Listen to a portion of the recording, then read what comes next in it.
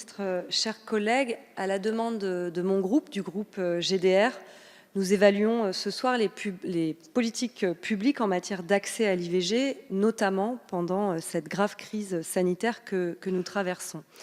Nous le voyons trop souvent, les temps de crise sont malheureusement assez propices aux régressions pour les droits des femmes. Ces dernières semaines, toutes les mesures relatives aux droits des femmes ont été au pire balayées d'un revers de main et au mieux vidées de leur substance. Amélioration des conditions de travail des femmes de ménage, ce n'était pas le moment. Allongement du délai d'IVG au Sénat, refus. Ouverture de la PMA à toutes les femmes, repoussée au calende grec. La situation sanitaire a lourdement impacté l'accès à l'IVG pour toutes les femmes.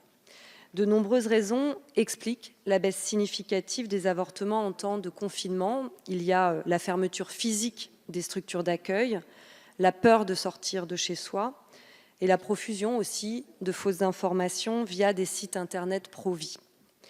Aussi, l'isolement produit davantage de culpabilité. Elle est décuplée lorsqu'il s'agit de mobiliser des soignants pour un acte considéré à tort comme non urgent en pleine crise sanitaire. Encore aujourd'hui, malgré le travail de terrain de nombreux professionnels, l'IVG demeure un tabou. La situation de confinement a mis en lumière, une fois de plus, la nécessaire discrétion qui entoure cet acte médical.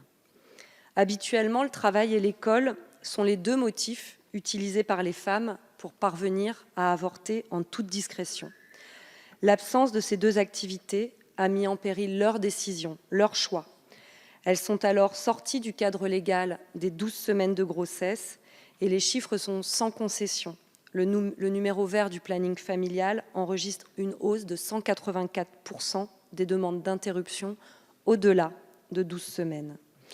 Les femmes qui ont dépassé ce délai n'ont pas pu se rendre à l'étranger pour avorter du fait de la fermeture des frontières. Alors, comme lors de chaque crise, ce sont les plus précaires qui paient le plus lourd tribut. L'avocate Gisèle Halimi, lors du procès de Bobigny, nous alertait déjà. Elle disait « c'est toujours la même classe, celle des femmes pauvres, vulnérables économiquement et socialement, cette classe des sans-argent et aussi des sans-relations qui est frappée ». Alors la demande des associations et de nombreux professionnels de santé est simple, rallonger le délai d'IVG de 12 à 14 semaines de grossesse pendant l'état d'urgence et durant les 3 mois qui suivent. Beaucoup de demandes d'IVG, d'ailleurs, après le délai légal de 12 semaines de grossesse, concernent des femmes victimes de violences. Elles sont souvent dans des situations conjugales ou administratives, ou les deux inextricables. L'allongement de ce délai se calque sur la technique d'avortement utilisée. À 12 ou 14 semaines de grossesse, il est encore possible de procéder à un avortement par aspiration. Le délai de 3 mois après l'état d'urgence s'explique par l'état de service hospitalier après la crise. Les personnels soignants sont à bout de souffle. On ne sait pas s'ils auront à aborder une seconde vague. En tout cas, on peut être sûr que si elle n'a pas lieu, ils auront peut-être besoin aussi de souffler. C'est bien normal. Et une baisse importante de l'activité hospitalière sera certainement constatée cet été. Cela impactera en premier lieu les femmes désirant avorter, car les délais d'attente pour un rendez-vous seront plus longs.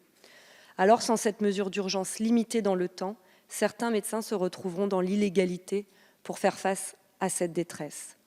Le risque majeur est que les femmes pratiquent leur avortement seules. Ce retour aux années 1970 soulève une problématique sanitaire de grande ampleur. Chers collègues, vous le savez, quand une femme fait le choix d'avorter, il n'y a rien qui peut l'empêcher d'aller jusqu'au bout.